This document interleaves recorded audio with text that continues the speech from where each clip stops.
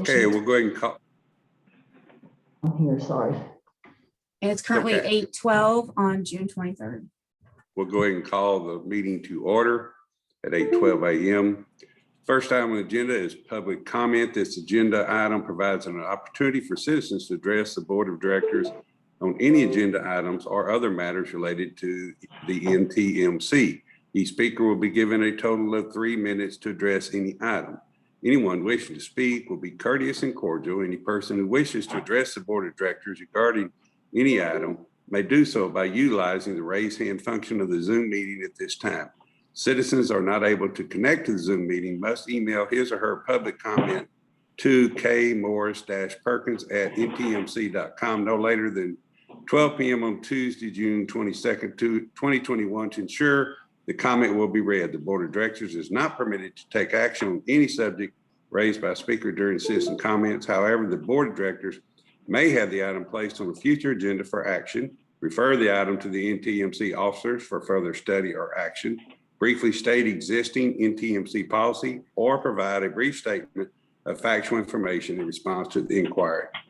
So the first item we have on the agenda is, oh, I'm sorry. Do we have any public comments? I apologize. That's okay. No, we did not receive anything via email, and I do not see anyone's hands raised at this time. Thank you. Okay. Hearing that we do not have anyone wishing to speak, we'll move on to item 1, which is the consent agenda. Consider approval of minutes of May 26, 2021 NTMC regular board meeting. Take it everyone did receive the packet with the board minutes. Does anyone have any questions, additions, or deletions they'd like to recommend?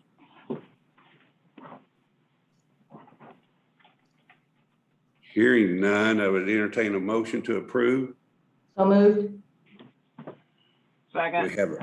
We have a motion to approve by member Hensley, and I didn't see who seconded. That's Hayes. And a second by member Hayes. All in favor, please say aye. Aye. Aye. Oh, opposed, please say no. Motion carries. Next item is informational reports, monthly financial statements, fiscal 2021 year to date, May 2021. And then that is 2A, and then 2B is DCTA bus ridership report, May 21. So those, does anyone have any questions or comments on those?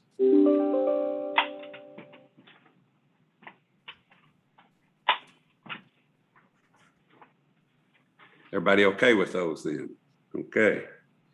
Council, I don't believe we need a motion on those, do we? Those are just reports.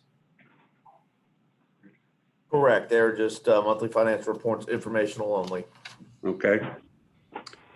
Next item is item 3, regular agenda presentation of general manager's monthly report. Mr. Garza, are you on board where you can give us that monthly report, please, sir? Yes, sir. Thank you, Sharon. Good morning, everybody. Yeah, everybody home hear me okay? Yes. Yes. Okay. Well, we you know, in the month of June, it's always it's a little slowdown period for us because of the summer months, and the university has less services during these months, so it's a little slower period for us. So we did make some preparations for recording in progress. We've been focusing on assisting DCTA on preliminary budget, and that we're going to discuss that a little bit later in this agenda. Well, I coordinated a couple of events, special events. One was the Celebrate Highland Village, the special movement that occurred in June 5th. We're very pleased that it was a success. We were able to participate in providing drivers and the vehicles to assist in that event. It was well received. Also, we had a special movement with UNT, the orientation. Parents and the family members, they had different days and events that helped the students get oriented university, getting them acquainted with the university and things like that. So we assisted with that, and it's been a very good success. I'm very grateful of the staff and making that a very successful as well. We've also, as you know, last time we discussed the reopening of the DDTC lobby. I just wanted to give you a brief update that it's been very successful thus far. We haven't had a lot of movement as far as traffic, but I think as the word gets out, I think we'll probably see more and more. Right now, it's the people that are coming in have been, the security guards have been monitoring those and helping and assisting with that crowd control. So it's been working out very well. We in the report, I did indicate positions that we have available or open currently in the budget. Keep in mind that right now we're in the slower months, that we may not fill, excuse me, we may not fill all those positions at this time. We'll be working towards when the fall semester starts, and pending the services that will be budgeted, then we'll make arrangements to accommodate that. Okay, but right now and I'm gonna let Luis speak about that a little later. I also just wanted to let you know that we are preparing for an August and September run bids for the operators and for the services that we're going to be providing. So we're working on that. One of the things that we'll be adding to the budget for next month, you'll be seeing a 401k plan update. One of them is a new 401k plan for the operator group that wasn't in the system. We do have a non-operator 401k plan that's just a little different. So you'll be seeing a couple of those plans on next month's meeting. Okay. That's all I have for right now. Everything else has been running very smooth. Just want to let you know. The next, I'd like to have Louise, our Assistant General Manager, Louise Francois, discuss the ticket sales report and the staffing roster. Louise, if you're on. Good morning. Good morning. Can you hear me? Good morning. Yes, good morning. Good morning. How you doing? Good morning. I just wanted to talk about the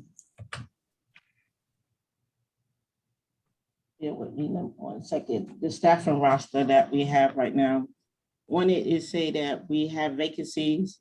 We have currently filled the position for the parts clerk, the parts coordinator. That position has been filled, is no longer vacant. Also, the lead dispatcher has been filled, so that is no longer vacant. We have a scheduler that has been filled also. So the only open we have is for a safety and training coordinator. We have that position open, and also for vacancies for operators. So we are trying to fill that position. And we're trying to be careful with filling the operators position. We need to make sure we have enough to make sure we minimize the overtime and everything. But we are just waiting on our further instructions to see how many more and what we need to do with that. And that is the org chart, the vacancies and what's available and what's filled right now that we have currently. When we go, any questions on that? Yes, Louise, this is Raymond. Yes, sir. So the operator vacancies are not impacting our ability to make pull-out and stay on time from an on-time performance issue or perspective? Currently, right now, no. We are still, I think we have one that's in training right now, an operator that we came back, that was a prior employee. Mhm.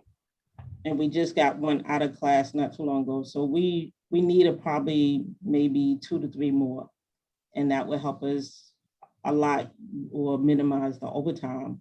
But right now we are able to make pullouts and stuff. So, you know, we are still trying to make sure that we can continue with the service demand that we need in hiring operators. Very good. Thank you. Okay. Any other questions? Okay, I will go on. I'm sorry. Did you? Okay, I just said thank you. you're welcome. I will go on with the revenue for the fare box revenue. As of May, that total was $9,325.64. And for the DDTC revenue, it was $1,662.50. And as of May, slowly everything is more going back to an incline and a little bit more than what it has been pre-COVID. So we are just, you know, we get more calls in, more demands, more riderships for assets and all of that. So we just basically, you know, looking at it, evaluating and see what's the difference from last year to this year pre-COVID, and it is gradually increasing. And that is it for that. Any questions pertaining to this? No? All right, RJ, I appreciate y'all. Thank you, Louise. Great job. Louise, thank you very much. Great work. welcome. We appreciate your help, ma'am. Yes, thank You're you. welcome so much.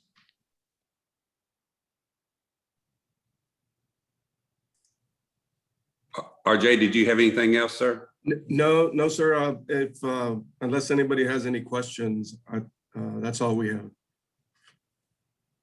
Well, again, thank you very much. And thank you and Louise very much for your reports. We appreciate this effort to keep us informed and how things are going. We appreciate it. You're welcome. Thank you. Okay, if there's no more questions, we'll move on to the next item, which is 3B.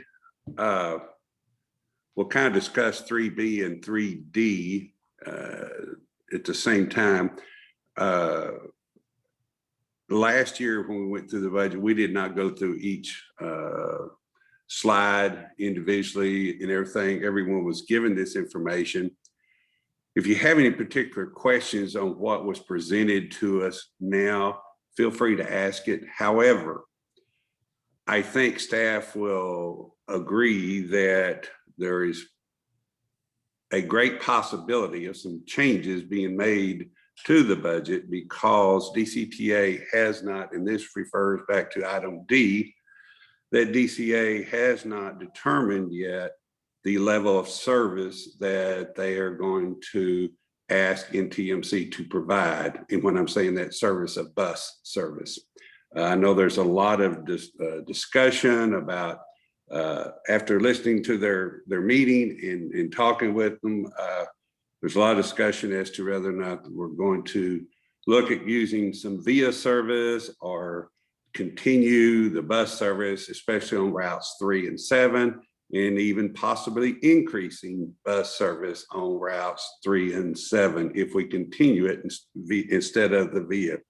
So from what I understand, they've asked DCTA staff to get some information back to them. I think they've got a kind of a cost of what's the bus service required, but then you've got indirect costs from staff that would add to that, which is keeping everything running. So until they make some type of a determination of the level of service that they are going to request NTMC to provide, bus service to provide, that to me, I mean, we could think of many different scenarios in the budget, but I've got a feeling there's going to be could be some significant changes made in the budgets depending on what the DCTA board recommends on that. If anybody has any other questions on that or anything, certainly can. My thought would be that we continue, you actually go over the information that they've presented that Marissa Perry has provided us in the packet. If you've got any particular questions on any of those items right now, please feel free we can go over those, but also remember that those could change depending on what the recommendation of the DCTA board is as far as service. So with that being said, I'll open it up and let anybody ask any questions on item B and or D at this time. This Richard Hayes. Yes. This might be from Marissa.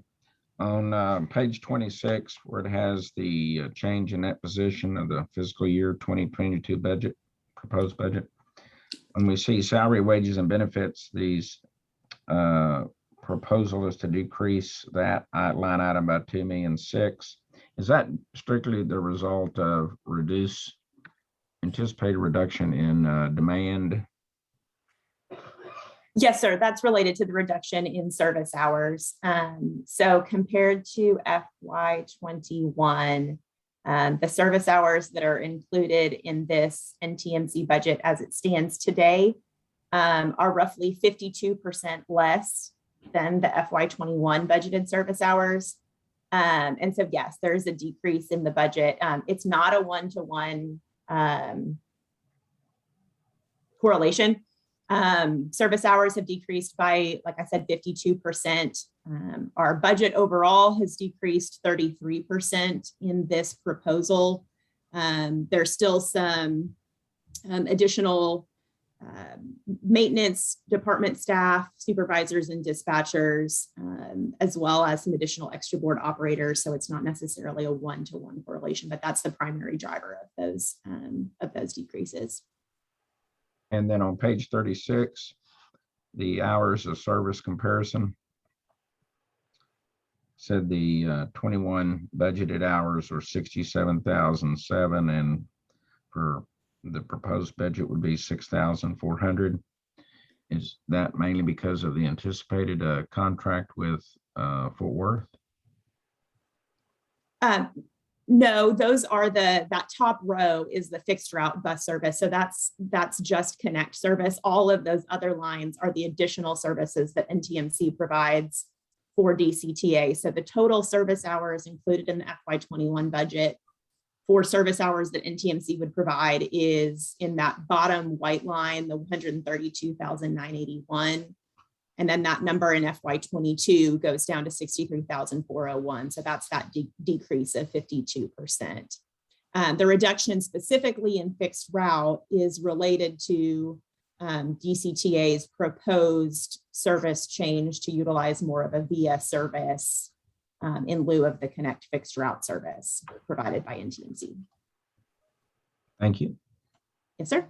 And Marissa, to that point, from what I understand, they have not decided whether or not they're going to use a VIA service, especially on routes 3 and 7, and are contemplating keeping the bus routes 3 and 7 open. And even possibly there's been discussion about if they do keep the bus service routes open, they would increase the service, go from, I think, half-hour intervals to 15-minute intervals. There's some discussion they've had that nothing's been decided yet. Once they do decide, that could possibly change those numbers. Is that correct? Yes, sir. This is based on the proposed service plan that DCTA's board gave a head nod to at its April board meeting to kind of set a baseline for what we would solicit public involvement and public feedback for. But yes, as with any budget, it's a somewhat fluid process. So throughout the next couple of months, that could potentially change based on DCTA board guidance. As you may know, the DCTA board we'll discuss tomorrow kind of tentative feedback that we've received thus far, as well as at the July meeting is when the full public involvement plan will be presented to the DCTA board. And at that time is when they would determine what service level they want under VIA versus a more fixed route service under NTMC. So this is what was presented, this service level is what was presented to the DCTA board at its budget workshop last week. But yes, it's absolutely subject to change at the board's desire. Right, and once they give you that final plan or final decision, which may not be till July or August even, that would give you the opportunity to come in and redefine your budget proposal. Is that correct? Yes, sir. Depending on assumptions that may change over the next couple of months, we may need to change the budgeted numbers that we've included. That's Right. right. That was my Yes, sir. whole point there is these are good numbers and everything, but yet Marissa's not sure exactly what's going to be required. So she's kind of having to stay very fluid and flexible on these. So we can ask questions and stuff, but yet these may change quite a bit between now and the next couple of months. And it's nothing Yes, against it's nothing against DCTA whatsoever. It's just they're trying to get all the information of what is the best way to do it, whether it's Visa or whether it's to continue and even increase the bus service. So I certainly understand that. We don't have to actually make a decision until September, I believe. Is that correct on our budget? Yes, sir. The budget adoption is slated for y'all's board meeting in September. And it is not required to be adopted until that date. This is just our very initial first conversation with our first round for the budget based on service levels as we know them today. I would add that this is very typical for the budget process. It's always a very fluid document for several months until we get to September.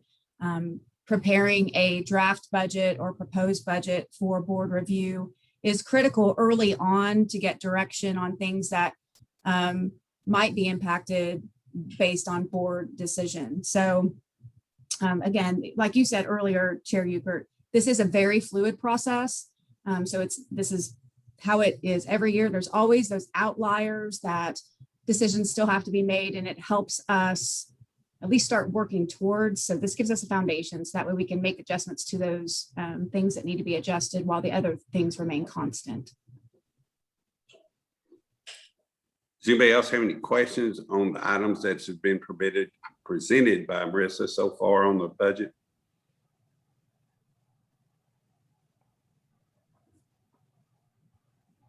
Staff, do you need any other direction as of right now from NTMC board as far as your budget proposal? No, sir. Okay. All right. Thank you.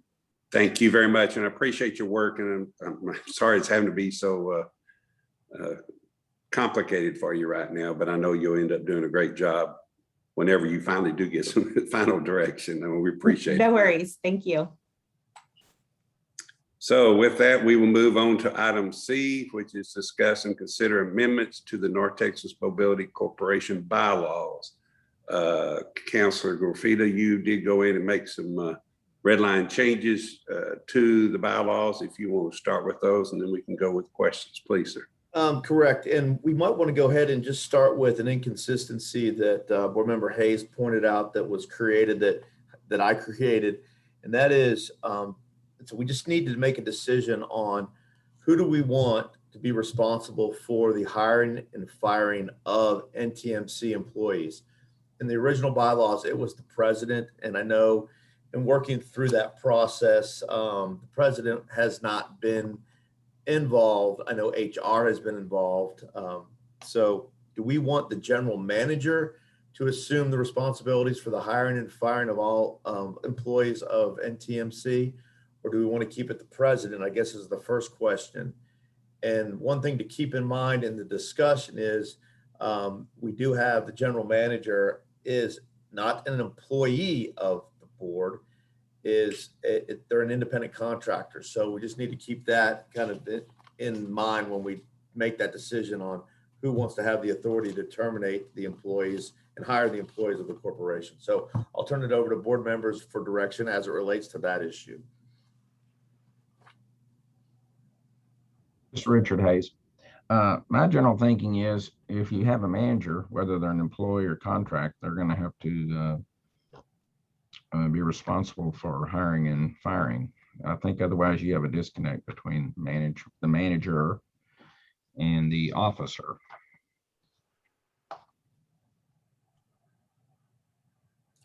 This is I tend to agree No, with in the- that.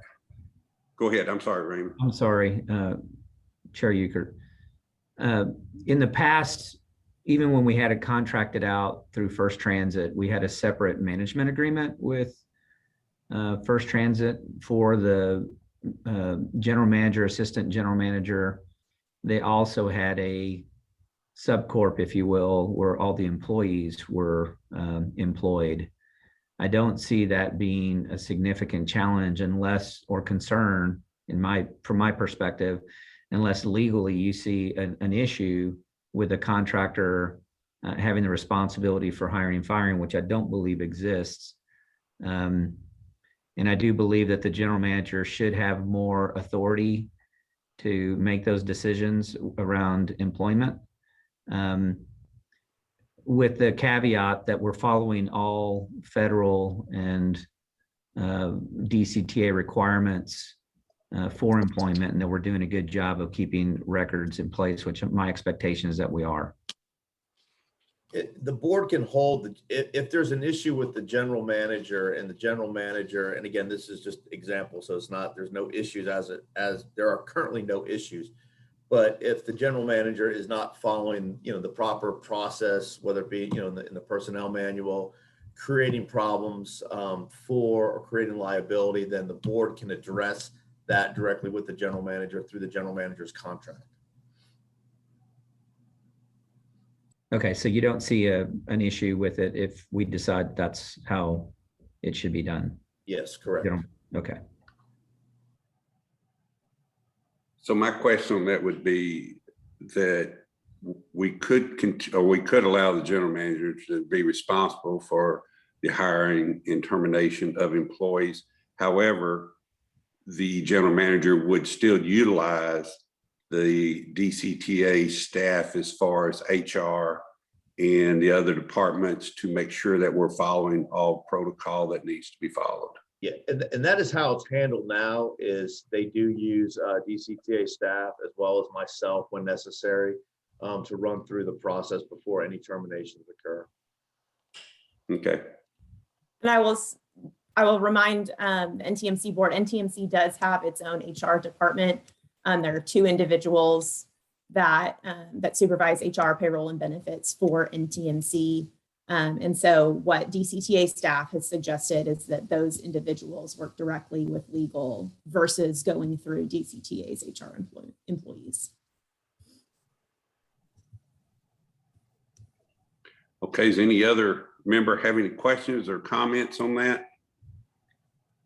I'll provide a little bit of context that in the past, when it has been contracted out and we were using the general manager's contract, there have been times where tax situations have come up. I think it's important with DCTA and NTMC HR departments that if issues come up, it needs to be brought up to the board's attention so that there's full transparency, not to finger point, but to make sure that the agency and NTMC are doing everything they can to follow. I know it's complicated because you have a lot of drivers that are coming in and out, or employees for that matter, all employees that come in and out of the workforce. And it is a challenge to keep records up to date, but it's really important that we do that. So if there's inconsistencies, we just need to have full transparency in those records as they move forward. So I'm comfortable with having the general manager be responsible for managing the employment of NTMC. Thank you. So that is the consensus of the board. We can make, I see heads nodding, so I'm going to take it as a consensus. So what I'll do is on page 52 of your packet, which is Article 3 Officers, Section 3.02, there's a red line. 3.02, there's a red line that was added that says the president shall be responsible for hiring and terminating employees of the corporation. That will be removed, and that is under the president's, under officers. So that will come out. And then if you go to page 58 of your packet, and it's duties and authority of the general manager, 6.01, it's actually we need to fix that, and I will, so it says duties of the general manager. And then A, 6.01A will read, the general manager, not the board, but the general manager shall be responsible for hiring and terminating the employees of the corporation. Then if you go down to item 2, under applicable state or federal laws or regulations, all employees hired by the general manager shall be basically at will and not be provided any term or promise of employment. And then the rest will remain the same, where the general manager shall report directly to the chair of the board. And then NTMC employees shall report directly to the general manager. So that should be consistent. So maybe to make it clear, I move to make those two amendments to the proposed bylaw amendments. And then later we can vote on to adopt all the proposed bylaw amendments as amended. Okay. So that's a motion. Second. We have a motion and a second to make those, if I understand correctly, Member Hayes, is to make those changes at this time. And then once all the changes are made correctly, then we will have a vote to adopt all the changes. Is that correct? Yes. So my exact amendment is under paragraph 3.02, delete the sentence. The president shall be responsible for the hiring and terminating employees of the corporation. And then under 601A, where it says board in line 1 and 4, strike board and insert general manager. Okay, we have the motion and we have a second. Any other discussions or questions? All in favor, say aye. Aye. Aye. Opposed, please say no. Motion passes. And I think this will work well because we did on the structure of the hierarchy, we did have their general manager reporting directly to the board. So if there turns out to be some type of issue or something, the board can directly discuss that with the general manager if we need to. Okay. Now then, we discussed item D a little bit earlier. My thought on this is to continue this. Like I say. Mr. Chairman? Yes. Or Mr. President? Okay, now I move to adopt the okay. Amendments in the bylaws, the proposed amendments in the to the bylaws of the North Texas Mobility Corporation as otherwise published and shown in the red line of deletions and additions.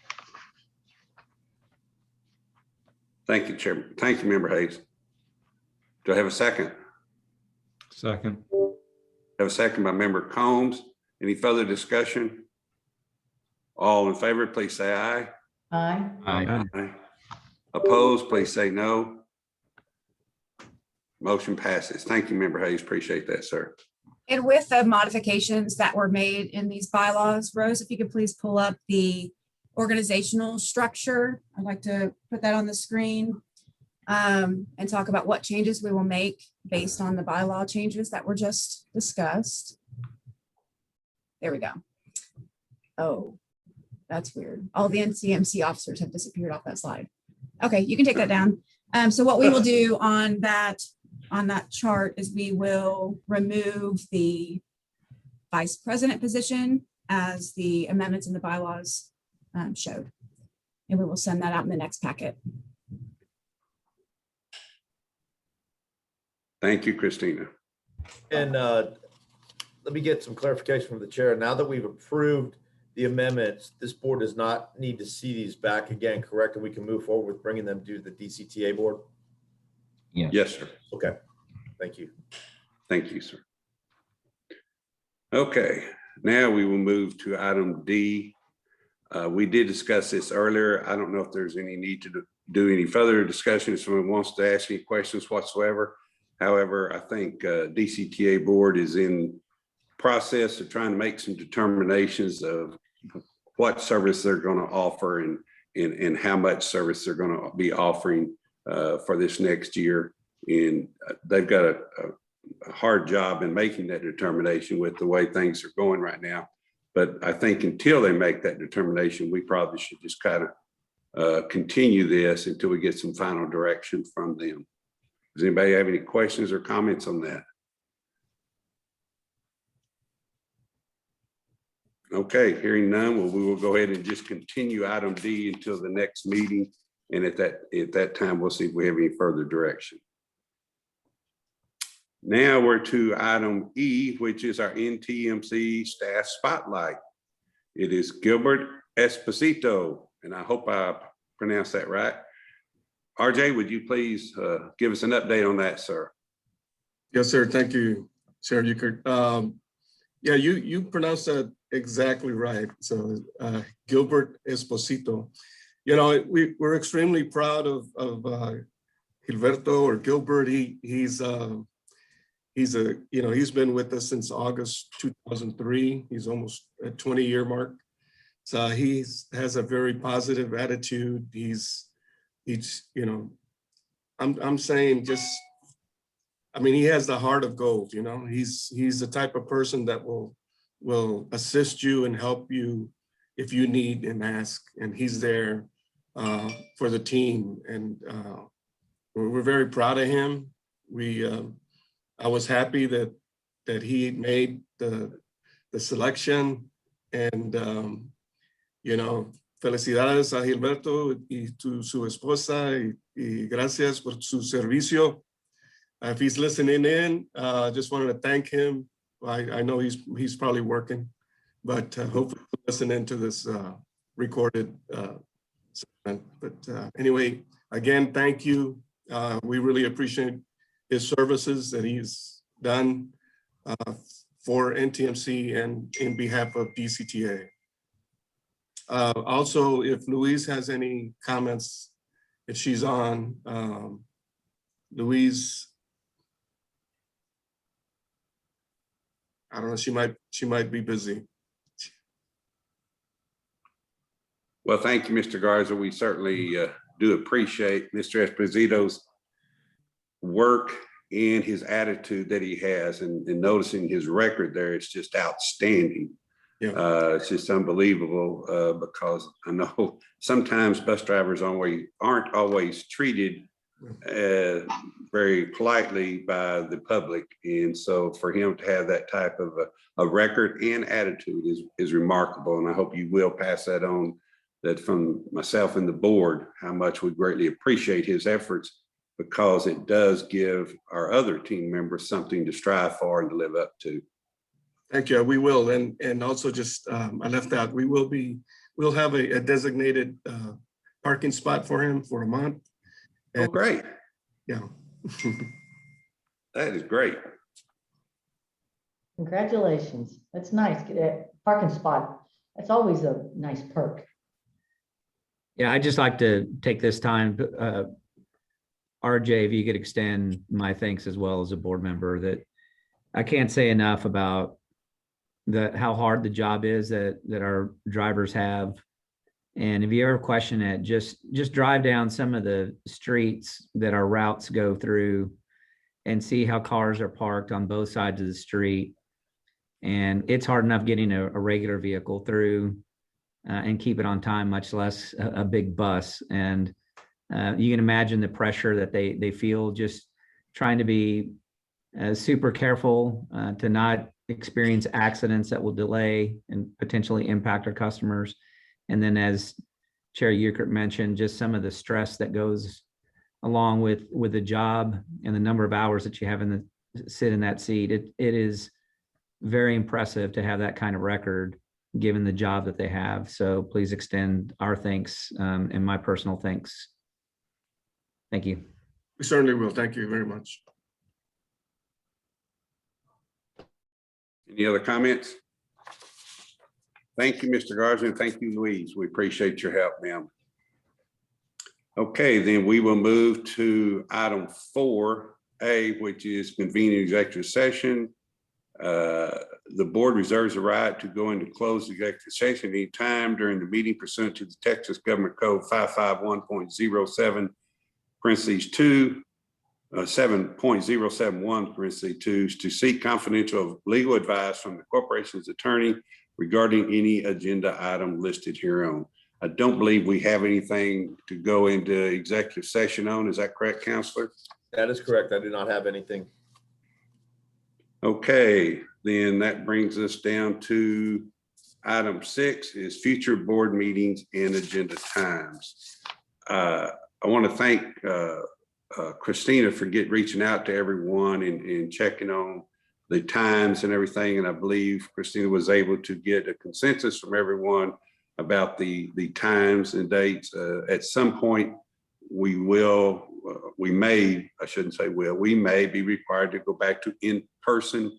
I think for the benefit of everyone right now, staff and members, it's maybe best if we continue the Zoom meetings as long as possible. But at some point, if we have to go back to that, I think Christina did a good job of making sure that the time and dates would meet everyone's schedule.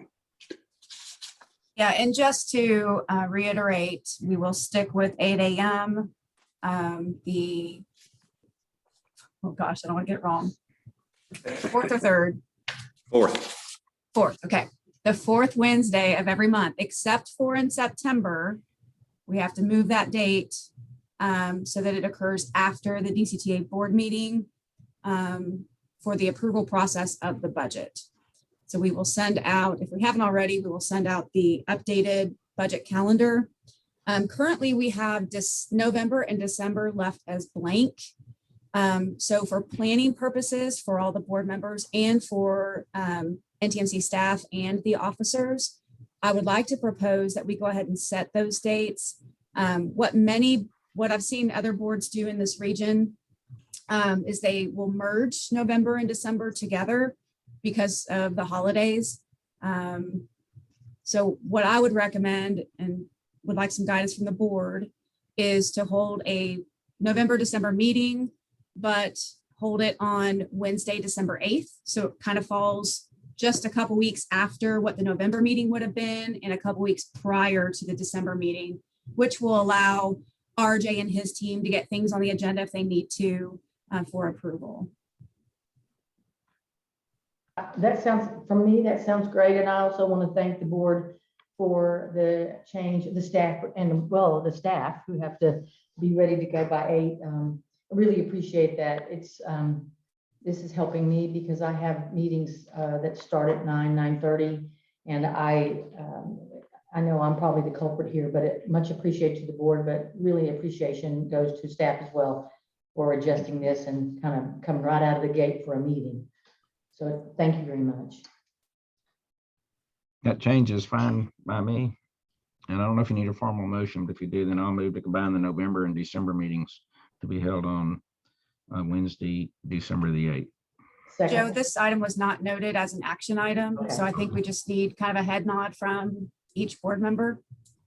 Does anyone have a problem with that issue as far as moving it to have a joint meeting November 8th for the months of November and December? Remember that if something was to happen, something to come up, we can always call a meeting and just give notice to everyone. So I don't think it will be an issue. But if something was to happen, we could. The only other thing I would think we might need to do is, but we will look at it in November, is see if we would need to adjust our January meeting because of the fact we might not have a meeting for several weeks, but we can determine that when we get there in November. So does anyone have any concerns with that? Okay, there's your head nod. Thank you very much. Appreciate All that. right. Thank you very much. And again, Member Hensley, you're not the only one. Actually, the 8 a.m. works better for me too. So it's good. I appreciate that. And once again, I do appreciate everyone in giving your time and staff and all the work you do. Marissa, you're doing a great job on the budget. I wasn't trying to dismiss it in any way, shape, or form. I was just trying to actually make it a little easier on you to know that you don't have to. We're not going to hold you to what you're saying right now because we know that you're going to possibly have to make some changes on. So we appreciate your work, and everyone else, we appreciate all your work that you're doing, and thank all the board members. Does anyone else have anything for the good of the corporation? If not, we will adjourn this meeting. Thank everyone and hope you have a wonderful week, and God bless. Time is 8:57.